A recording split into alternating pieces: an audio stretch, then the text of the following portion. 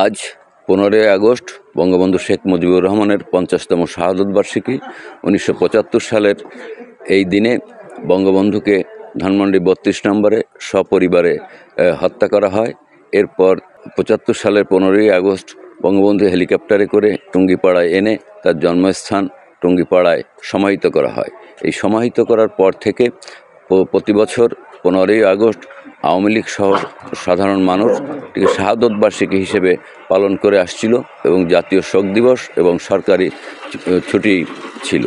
কিন্তু গত 5ই আগস্ট সরকার পরিবর্তনের পর থেকে এই ছুটি বাতিল করা হয়েছে।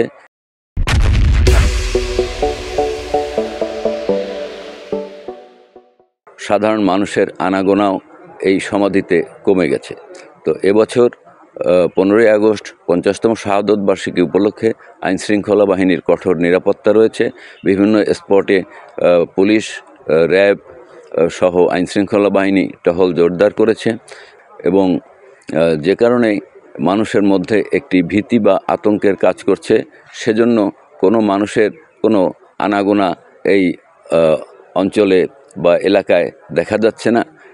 2024 সালের 5ই আগস্টের আগ পর্যন্ত এখানে একটি জনসমাগমের ছিল বেশি। প্রতিদিনই কম বেশি দেশের বিভিন্ন এলাকা থেকে মানুষ এই বঙ্গবন্ধুর সমাধিতে শ্রদ্ধা জানাতে এবং দেখতে ঘুরতে আসতেন, কিন্তু সেই অবস্থাটি এখন আর নেই।